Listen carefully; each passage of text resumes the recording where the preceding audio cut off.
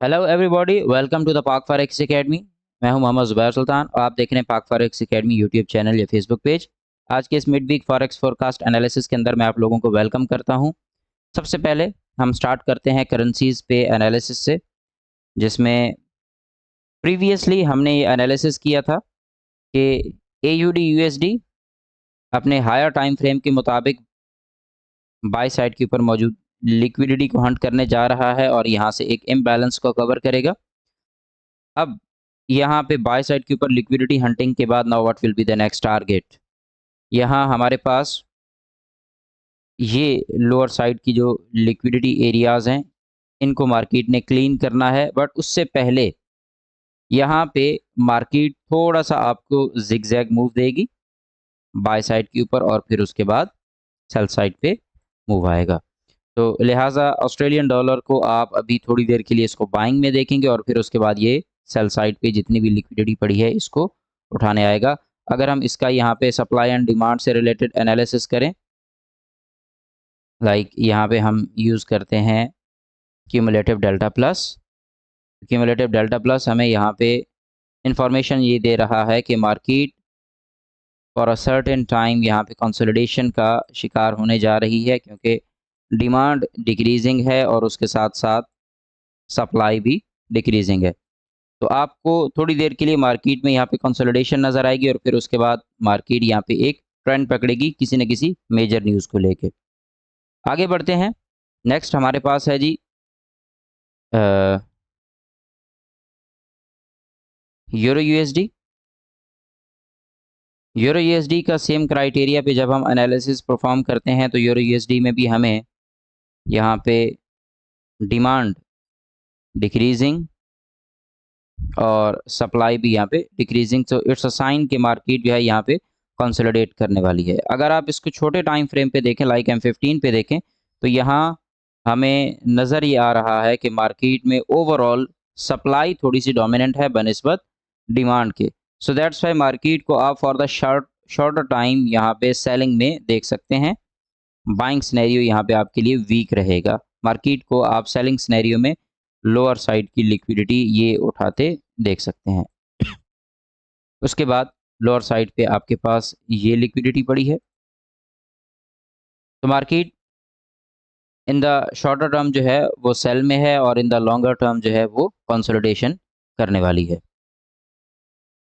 Next आ जाए, हमारे पास है जी GBP USD। GBP USD को अगर हम यहाँ पे एनालिसिस करें तो GBP USD जो है ये स्ट्रॉन्ग बाय सिनेरियो के अंदर खड़ा है इस वक्त और इसके अंदर अभी मज़ीद बाय जाने की कैपेसिटी है। लाइक ये यहाँ पे जो खड़ा है इसने अपर साइड के ऊपर जो लिक्विडिटी बनाई है, ये लिक्विडिटी यहाँ से मज़ीद हंट होने के चांसेस हैं। सो बी केयरफुल बिफोर सेलिंग। जब आप यहाँ पे सेलिंग परफॉर्म कर रहे होंगे तो थोड़ा सा ध्यान रखिएगा, क्योंकि ये H4 के ऊपर की जो लिक्विडिटी है ये हंटिंग होनी है, तो आपके SL यहाँ से काफ़ी ज़्यादा उड़ जाएंगे।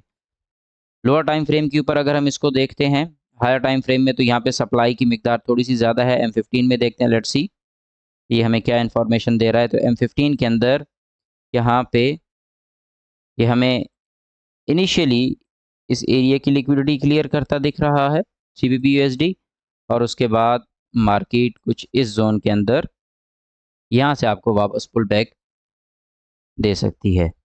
लेकिन आज के दिन में ओवरऑल GBP USD को आप थोड़ा सा सेलिंग सिनेरियो में ही देखें, क्योंकि यहाँ नीचे लोअर साइड पे सप्लाई ज़्यादा है और डिमांड ना होने के बराबर है। नेक्स्ट आ जाएं जी गोल्ड पे। गोल्ड को अगर हम यहाँ पे देखते हैं तो गोल्ड ओवरऑल एक रिट्रेस की तैयारी ले रहा है। इसकी जो मेजर रीज़न है वो रात को मैंने प्रीमियम सेशन के अंदर डिस्कस की थी। ऑल्दो कि ये हायर टाइम फ्रेम में अब इस वक्त इसका जो टारगेट है वो सेल साइड पे है। आप इसको H4 के अकॉर्डिंग देखें तो ये यहाँ से इसको उड़ाने वाला है इस लेवल को। फिर उसके बाद ये पॉसिबली इस जोन में आके कहीं पे आपको 2395 के आसपास कहीं आके आपको कुछ थोड़ा सा स्टे देगा, बट ये ओवरऑल अभी सेल साइड की लिक्विडिटी यहाँ पे उठाने वाला है। तो लिहाजा गोल्ड को आप फॉर द शॉर्टर टाइम यहाँ पे सेलिंग सिनेरियो में ही देखें। इस लिक्विडिटी के बाद आपको एक पुल बैक मिल सकता है और इस लिक्विडिटी के बाद, बट ओवरऑल अपने हायर टाइम फ्रेम से गोल्ड बाय में है। लेकिन ये चूँकि इस वक्त हमेशा बाय के बाद एक रिट्रेस आता है और इस रिट्रेस की वजह भी मैंने आपको बताई हुई है। तो लिहाजा फिल वक्त ये गोल्ड अपना रिट्रेस की एंट्री ले रहा है। नीचे आपको नज़र आ रहा होगा कि अमाउंट ऑफ सप्लाई जो है वो आहिस्ता-आहिस्ता बढ़ रही है और अमाउंट ऑफ डिमांड जो है वो बिल्कुल ना होने के बराबर है। सो दैट्स व्हाई अगर हम इसको लोअर टाइम फ्रेम पे भी एनालिसिस करें M15 पे, तो यहाँ पे भी हमें ये नज़र आ रहा है कि अमाउंट ऑफ सप्लाई जो है, सप्लाई के बॉक्सेस जो हैं ये ज़्यादा हैं बनिस्बत डिमांड के। सो दैट्स व्हाई यहाँ पे हम अमाउंट ऑफ सप्लाई को फेवर करेंगे और यहाँ पे सेल सिनेरियो को ज़्यादा बेहतर तौर पे हम ट्रेड कर पाएंगे। अब हम इसके फंडामेंटल्स की तरफ आते हैं कि फंडामेंटल्स हमें क्या सपोर्ट कर रहे हैं इस ओवरऑल सिचुएशन के अंदर। तो फंडामेंटल्स में आज के दिन में हमारे पास NZD की न्यूज़ है। NZD की न्यूज़ गोल्ड के ऊपर ऐसा कोई मेजर इफेक्ट नहीं रखती, अलबत्ता यहाँ पे GBP की एक न्यूज़ है और ये जो GBP की न्यूज़ है ये क्यों गोल्ड में भी इफेक्ट करेगी, इसकी रीज़न मैंने रात को सेशन के अंदर आपसे डिस्कस की है। उसके बाद रात को FOMC की एक माइनर मीटिंग है, ऐसा कोई इतना बड़ा मेजर इफेक्ट नहीं होता इसका, बट आपको रात 11 बजे के करीब भी गोल्ड में थोड़ा बहुत मूव दिखेगा। तो ये दो न्यूज़ हैं, एक 11 बजे और एक दिन 11 बजे और एक रात 11 बजे। इन दो न्यूज़ के ऊपर इन दो टाइमों के अंदर आपको मार्केट में एक सेंटीमेंट नज़र आएगा। उसके अलावा मार्केट ओवरऑल मुनासिब रहेगी। GBP के अंदर आज आपको मेजर जो है वो लिक्विडिटी हंटिंग नज़र आएगी, तो GBP को थोड़ा सा ध्यान से ट्रेड कीजिएगा। ये थी हमारी आज की फॉरेक्स फोरकास्ट। अपना एनालिसिस ज़रूर शेयर कीजिएगा कमेंट सेक्शन में और अपनी राय का ज़रूर इज़हार कीजिएगा। Thank you very much, take care, अल्लाह हाफ़िज़।